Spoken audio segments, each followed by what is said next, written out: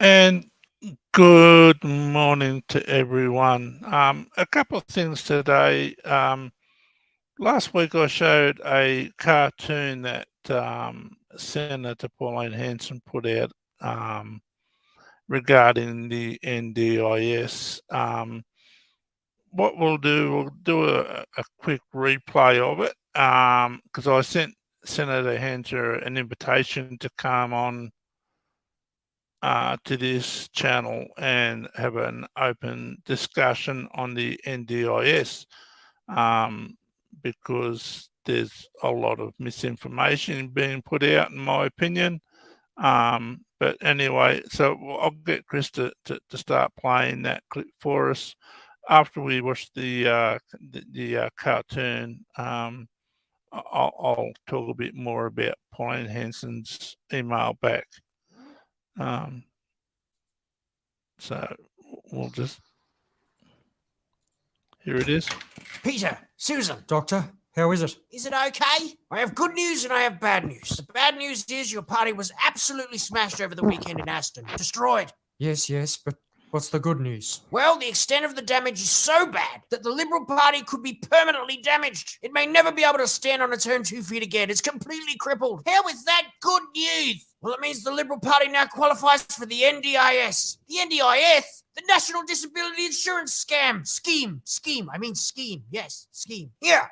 Are you permanently disabled? Congratulations! You now qualify for the NDIS, brought to you by Labor. That's right, the same geniuses that brought some of the biggest budget blowouts this country has ever seen comes our fastest growing expense yet. The NDIS cost is almost unfathomable. $35 billion per year. That's just $100 million a day. And when I stop in there, we're growing by $75 million every single month and adding a new person to the NDIS every 6 minutes. And we are lowering the bar for what's considered disabled. Stubbed your toe? That's a physical impairment. Having trouble concentrating? You're psychosocially disabled. Voted for the Greens? Get in here with your cognitive disability. There's plenty of room. And because it was uncapped from the very beginning, the NDIS is going to be our biggest blowout yet. Even this guy could see that coming.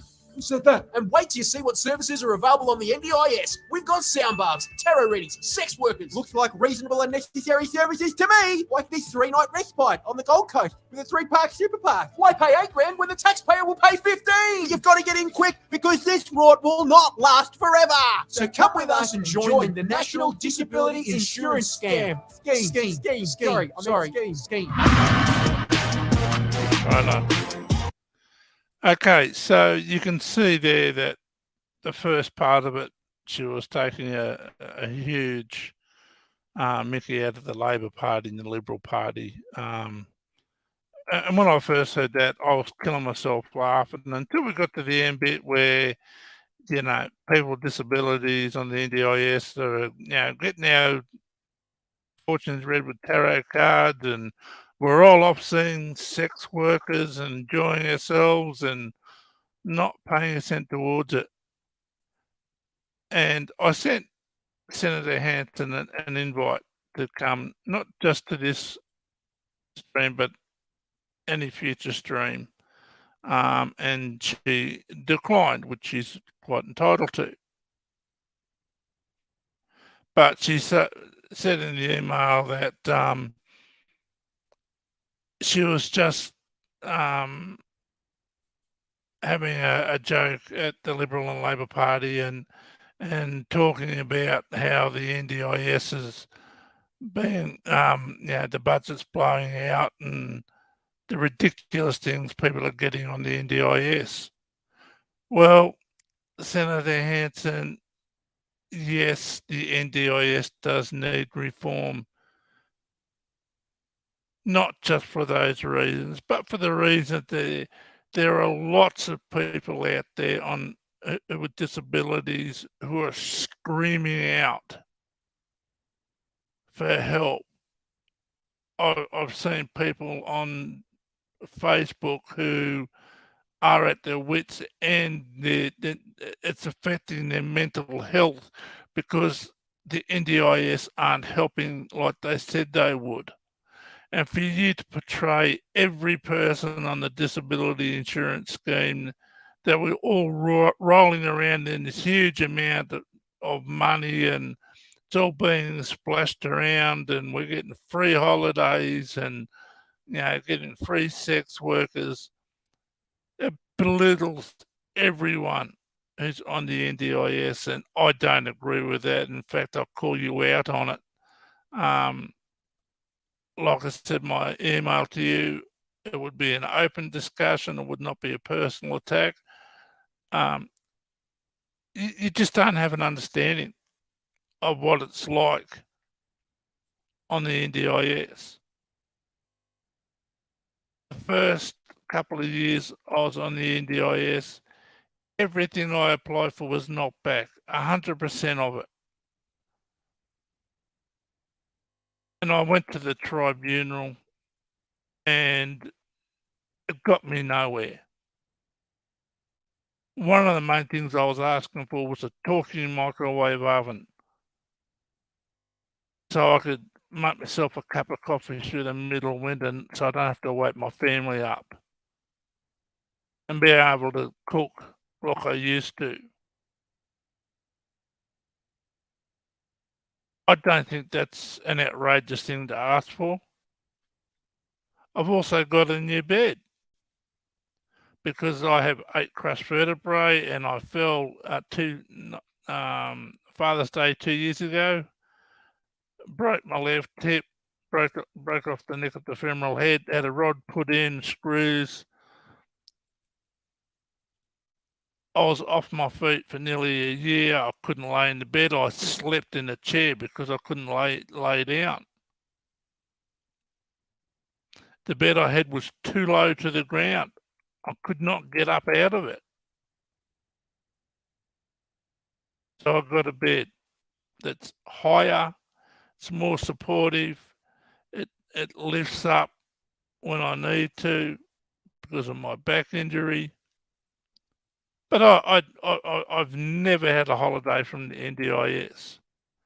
I've asked for things that were knocked back because they weren't related specifically to my disability.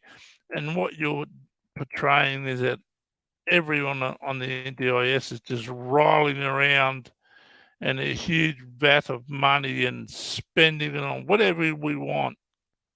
It's not the case. I spoke to Christopher Widows. You probably remember him as Steady Eddie, the comedian. He was working, then because of his disability, he stopped working and he wanted to get onto the disability support pension. And they said no. It took him a few months and he had to get a conference call with him, his doctor in the Centrelink, for him to get on the NDI, onto the disability support pension and the NDIS because he needed support because he was currently in a wheelchair, he couldn't walk, and he was going to physical training to regain his strength so he wasn't confined to a wheelchair. And they said no, because the person who was using didn't have the right qualifications. But he chose that person because that person understood his problems and did workarounds. And the same thing happened with me. My specialist told me if I don't strengthen my back muscles, I'll end up with scoliosis. Because from T4 to T12, it completely collapsed and broken and basically disintegrated. So for the last 6 years, I've been going to see an exercise physiologist. After 6 years of long, hard work, and the NDIS has paid for the exercise physiologist, and I'm so grateful. I'm now at the point I'm going off painkillers. In the long term, it's going to save the taxpayers a lot of money.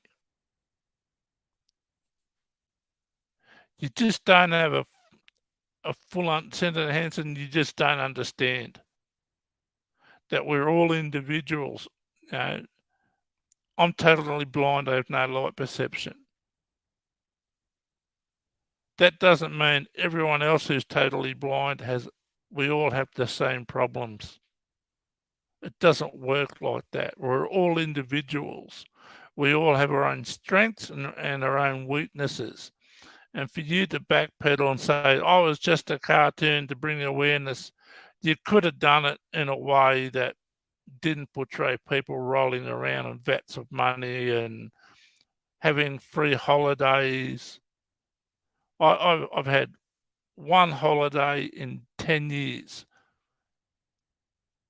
My family and I went away for 5 days. And because I needed something that was accessible with a ramp and that the shower and the bathroom were accessible, it's a little bit more expensive. The NDIS paid the gap between a basic one, which most people would have taken, to the accessible one. They paid that gap.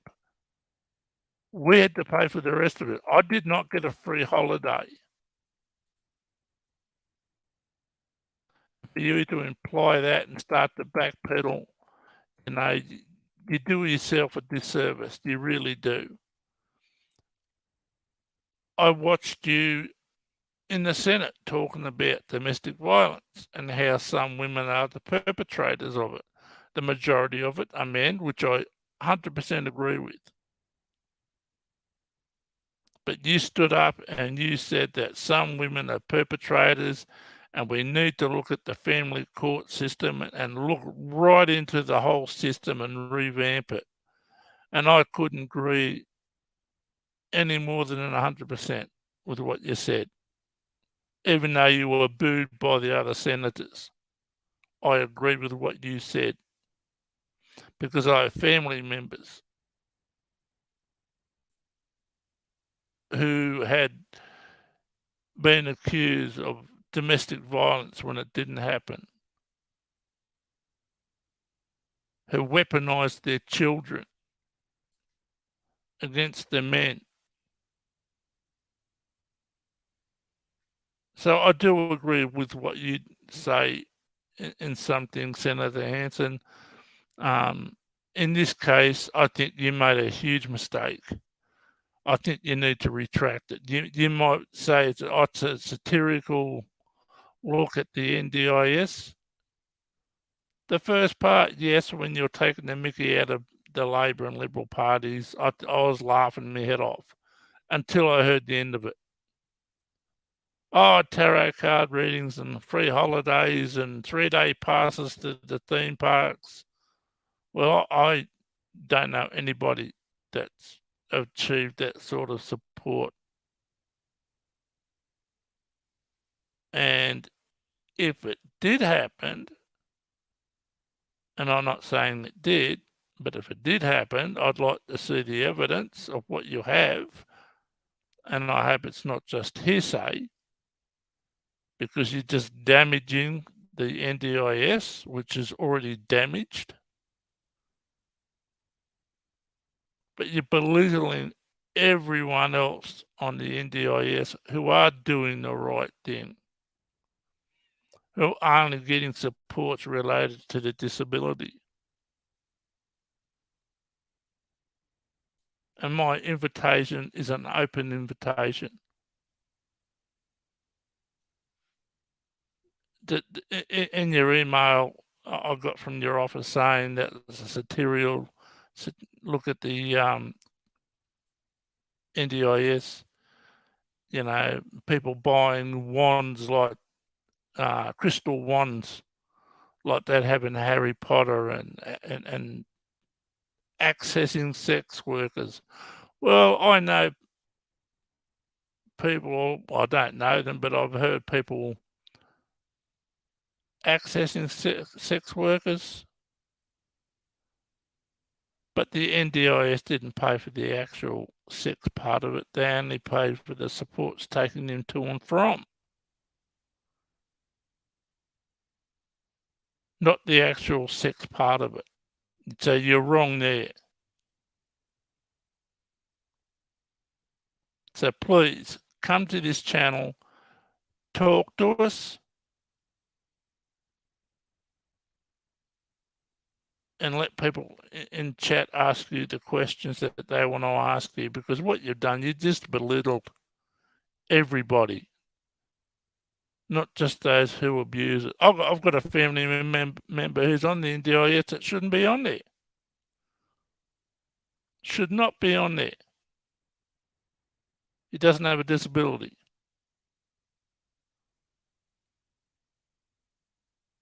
So I do agree it needs to be restructured and fixed, especially for all of those people. And there's a lot more people out there disadvantaged by the NDIS than those who are rorting it. So you need to look into that before you start shooting off or implying that we're all rolling around in public funded money. Absolutely wrong. I couldn't disagree with you more. I think you're completely wrong, and you don't have an understanding of what the NDIS does. It's a whole industry. 85% of the funding goes towards employment for support workers, physios, exercise physiologists. 3% goes to the operations of it. 3% goes towards assistive and adaptive technologies.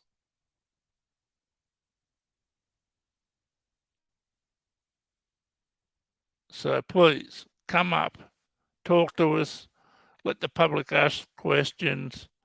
Like I said, it's not a personal attack. You just done the wrong thing. Monumental stuff up. Monumental.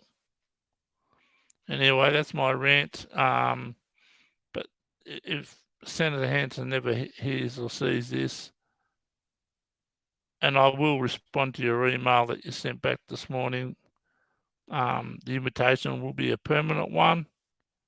And I hope you do come so we can talk about it, because you really don't have a good understanding of who's accessing the NDIS, who's not getting the services that they need compared to those that you believe who are rorting it.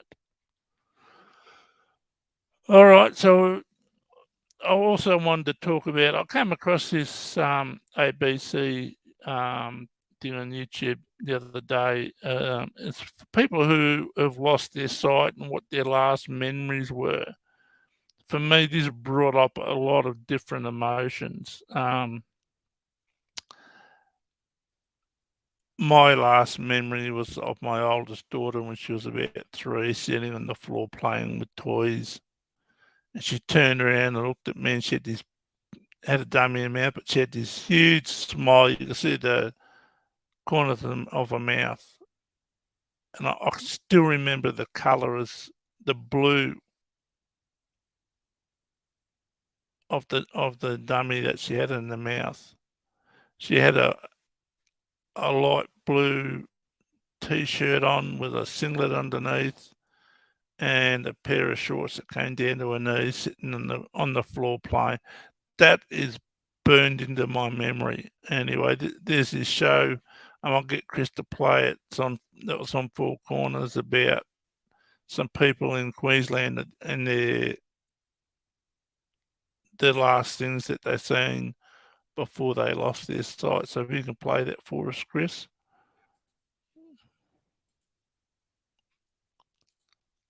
And I really want you to listen to the bloke, ex-army bloke too.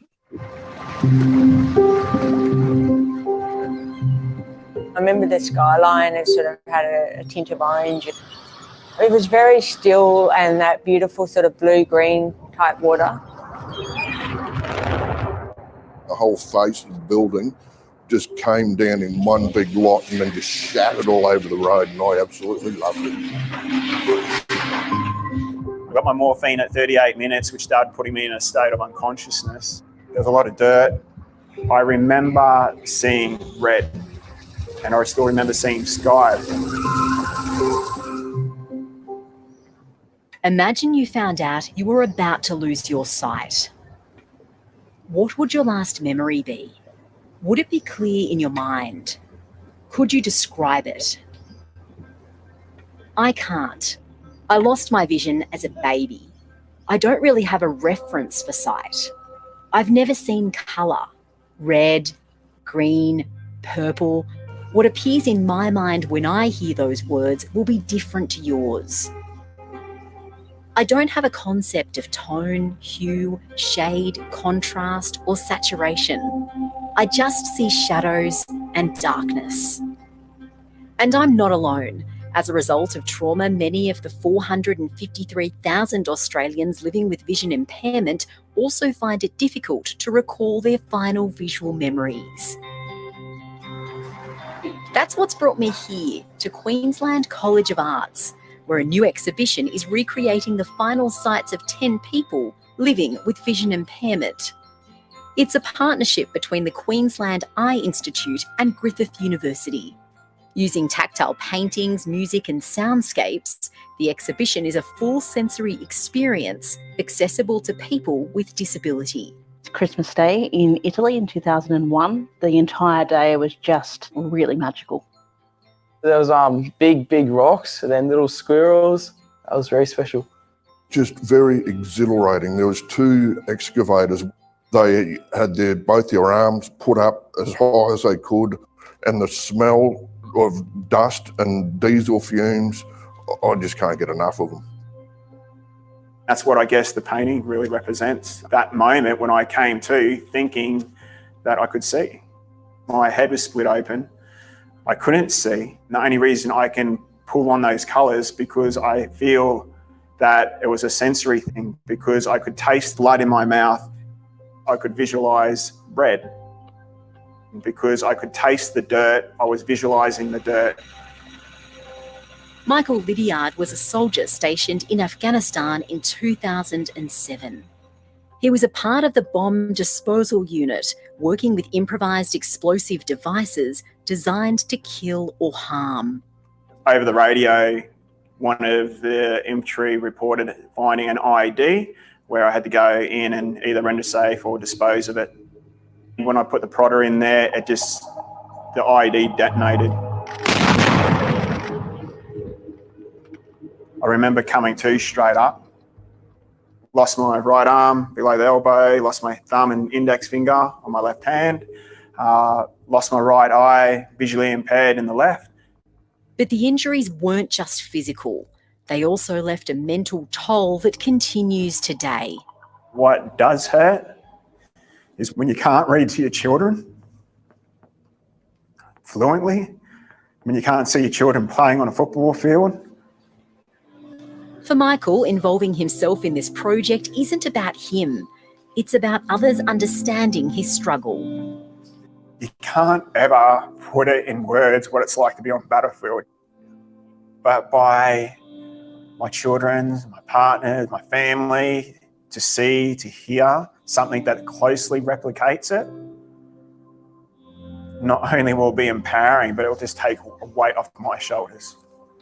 What was it? That's amazing. They can relate to the picture? Yeah.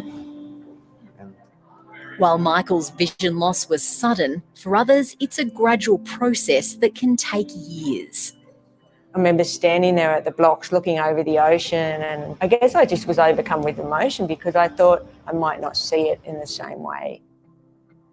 Katie Kelly, always an active sportswoman, started wearing hearing aids at age 5. When she started bumping into things in her 20s, she visited her ophthalmologist. We had a bit of a joke. I said, I seem to get picked up by bouncers in pubs. They think I've had one too many drinks. And he said, the reason for that is you have this condition called Usher syndrome. There was a part of me that thought, oh, gee, come on, you know. But I also thought, well, the hearing loss has equipped me well for this. You know, I know how to adapt, and I just have to make modifications, and I'll continue to go on. When she was declared legally blind at 39, she used her skills and passion for swimming, cycling and running to become a para-triathlete and compete in the Rio and Tokyo Paralympics. I never forget that holding the banner and winning Australia's first gold medal in the sport of para-triathlon. It was just the most extraordinary moment. Now another moment has arrived for Katie, a chance to experience a cherished last vision. This is the first time artist, composer and subject have been brought together to see it. What do you think? That was amazing. Yeah. Authenticity has been a key element in the exhibition. For Bachala man Alan Nemeth, having an Indigenous artist and friend of 20 years paint his last vision made all the difference. I don't think I would have got a connection like I did with a non-Indigenous artist the way that I did with Michael. I think he's done a fantastic job. Alan was born with glaucoma, stigmatism and cataracts. His last memories are on building sites with his uncle. I just love the machines, and growing up I knew that I wouldn't be able to do that type of thing when I was older. The exhibition will be open to the public, but tonight a preview for friends and family is bringing the whole creative effort together. The reward that I will get is being able to watch others to enjoy it or to understand it. Last scene for me is about the human experience. Losing your eyesight very much teaches you about staying in the present and the moment, because that's all we have.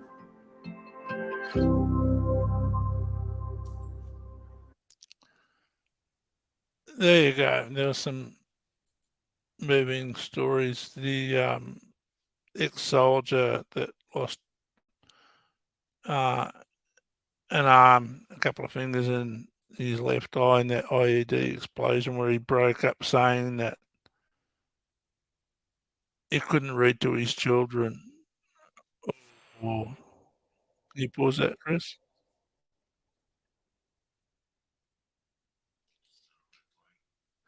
Yeah, so I could really relate to him because, you know, my kids, my oldest daughter, she used to dance, not being able to see that. Not my youngest daughter used to play soccer, and she was quite good at it, and not being able to see it.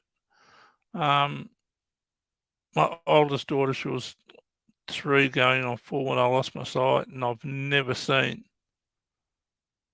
my youngest daughter, and I have so much guilt over that.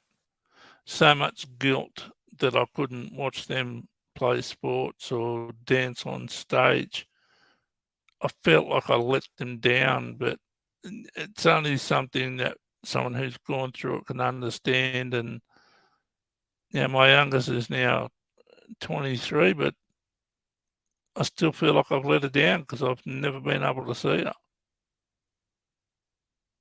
But having this exhibition, and it's given people an opportunity to express what their last views were and all that sort of thing. I just found it interesting, and I'd be interested to hear from other people, you know, what was the last thing that you seen before you lost your sight, or that you remember when you lost your sight? People often ask me, you know, now that you're blind, do you have trouble remembering colours? And I do. If somebody's talking about orange, I've got to think about an orange to get that colour.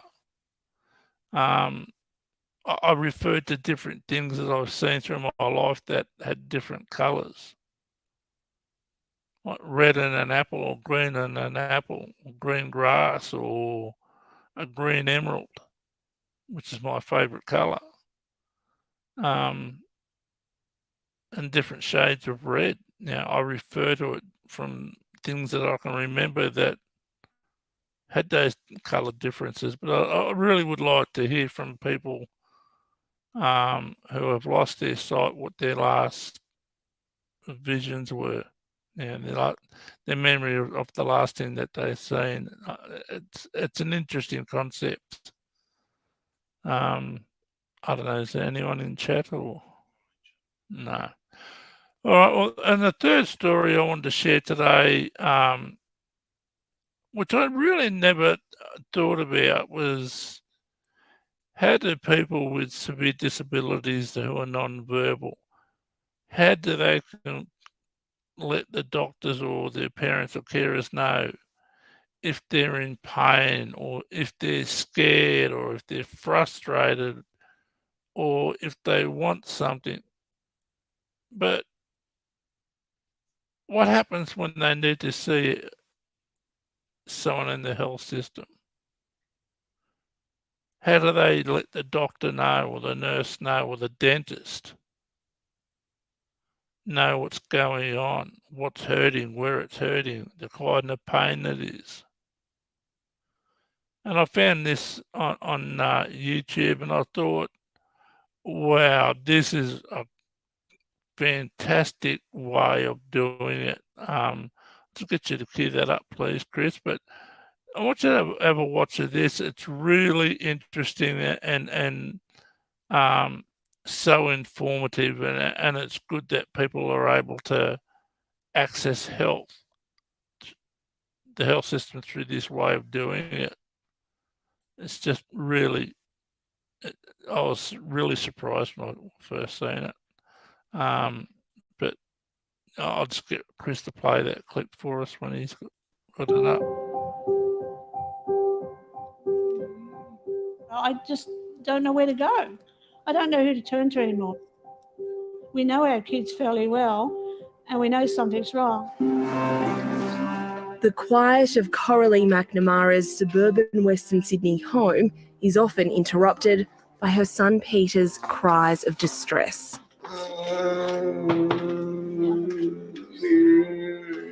You know, you feel like crying yourself, and I do, I've had cries, because you think, what can I do to fix this? Since her husband died 15 years ago, Coralie has been her son's sole carer. The 34-year-old has cerebral palsy and everyday tasks are challenging. Wait for birth to come up. More complex ventures, like medical care, are almost impossible. Sometimes you just feel so alone. You go to the medical centre and they basically ask me what's wrong, and I go, oh, well, I don't really know what's wrong. After several years struggling to navigate the health system, Coralie is now heading to Sydney's Westmead Hospital with hope. Peter's booked in at a clinic run by a team of volunteer health professionals every few months.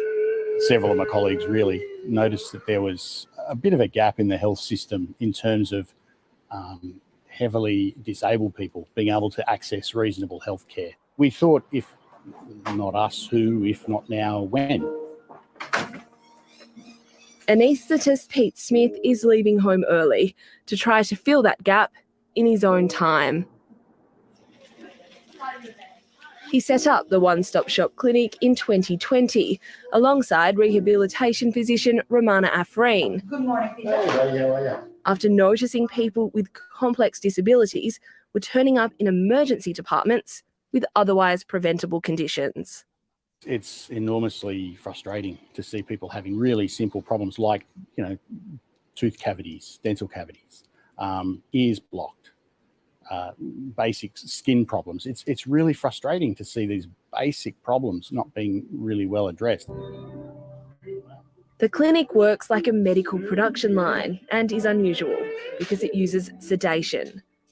Hey, Pete, guess what? It's almost time to go to sleep, okay? Take it easy, bro. This allows Peter to tolerate Botox injections, which relieves muscle stiffness. While he's under, he receives multiple checks from various experts, like a dentist, who examines his teeth for the first time in years. You're doing a good job. Yeah, you're doing a good job. There's some minor decay. By providing sedation, we make the examination and the treatment easier, and we make the investigations painless. I'm sort of feeling relieved because I know that if I had to do all this on separate occasions, it's going to be under anaesthetic here and there and everywhere else, and that's more dangerous. So I think this is really good. While Peter and his mum are new to the clinic, 24-year-old Zahra has been a regular for about 2 years. Originally from Iraq, her family struggled to find help after Zahra left the children's system. Hey, Chicky, did you knock my monitor off? She has cerebral palsy and needs around-the-clock care, particularly at night. تبلش توعى كل 10 دقائق كل 15 دقيقة وتصرخ. But that one I can't change, that's all. Yeah. Zahra previously received Botox with only an oral sedative like Valium. Several people needed to hold her still. Hello, Zara. I'm just going to have a look at your legs now. It's a very different experience now. When we started to do the sedation and injected Zara, that for the first time she slept well and she was positioned well on the chair.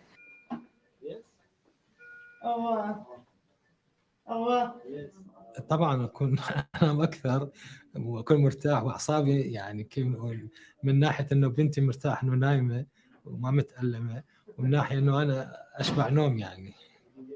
This clinic is fueled largely by caffeine, goodwill, and bartering. The volunteer doctors here offer consults to other health professionals if they see their patients in this clinic in return. But it can't run on generosity alone, and the doctors are trying to secure long-term backing. We know that there are so many other people who would benefit from this sort of service, and at the moment we're not able to reach those people. The models of care that are needed are expensive models of care, and often we see few patients because their needs are so complex. And the health system hasn't grappled with that very well. When you're a child and you're in the children's health system, you are completely wrapped in support. And then I turned 18 and it was literally like falling off a cliff into nothing. Ellie Demarchelier has cerebral palsy and spent much of her early 20s in the ICU for severe seizures that needed specialist treatment. I'm so privileged in this area. So if I am struggling to pull together a medical team, I can't imagine what it is like for someone with, say, an intellectual disability or psychosocial disability. Each of the states and territories have responded to 730, arguing there are numerous initiatives across the country set up to deliver high-quality healthcare for people with complex disabilities. Federal Health Minister Mark Butler acknowledges barriers remain, with a national strategy aimed at improving that underway. No needles. All finished. Promise. While he waits for change, Pete Smith is determined to continue his mission. These are folks who otherwise wouldn't necessarily have those health checks done or wouldn't have those services done, wouldn't have that help. And yeah, coming out at the end of clinic is always a really nice feeling.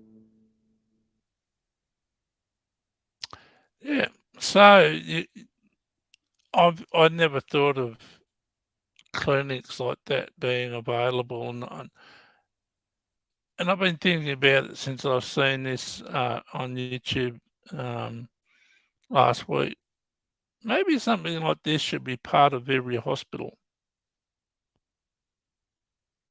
to help people in that situation. That woman Colleen with the 34-year-old son. You know, what's going to happen to her son when she passes? She knows him really well. She's been with him for 34 years as his mother. But when she's not around and he's on his own,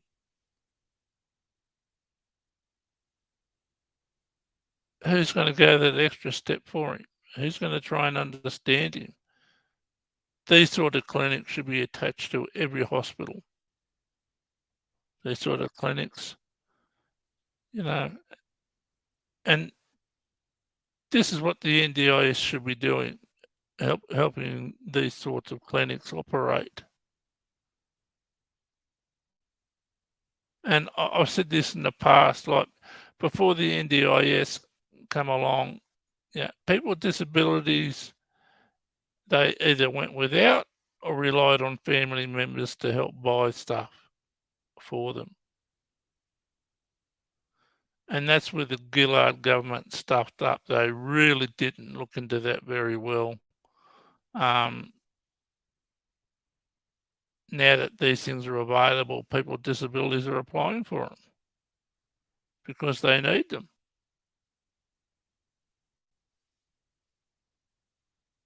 And and I agree with Senator Hanson, it's one of the biggest stuff ups was rushing the NDIS out, not really understanding on how much people with disabilities really went without.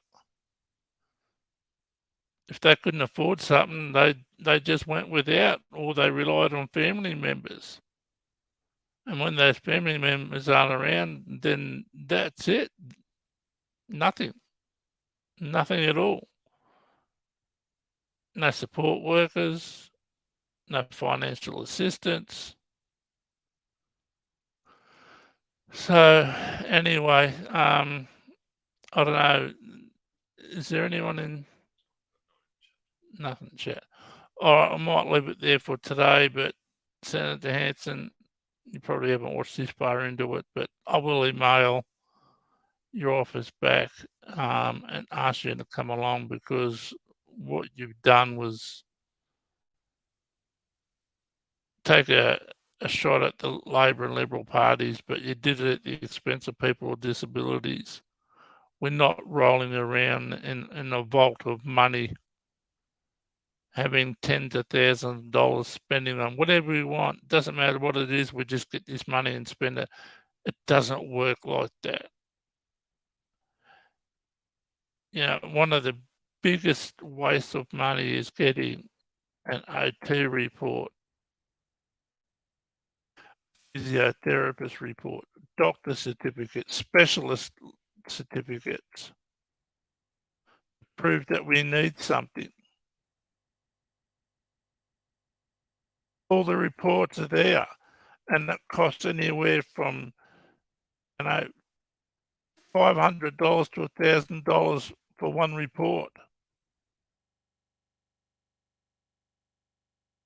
And the NDIA get these reports. What do they say? Yeah, nah, we're not going to give it to them. So that's just blowing $2,000, $3,000, $4,000 in reports that they wanted to ensure that the person needed it's related to their disability, which proved that they did, but they still ignore it anyway. Check into that, Senator Hanson. How much money is being wasted on reports that the NDIA are just ignoring? That might surprise you.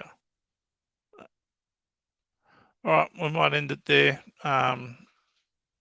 Thank you, everyone. I wish some people had to come in and wanted to come up and talk about it, because it's an issue that needs discussing, and we need to talk to people in a position of authority and power, like Senator Hanson. I know she's not everyone's cup of tea, but some of the things that she says, I agree with. Not everything, but some of it. Unfortunately, one of those things I disagree with her on is what she's portrayed in that cartoon. It really belittles everyone on the NDIS. But anyway, we'll end it there. Okay, thanks, Chris.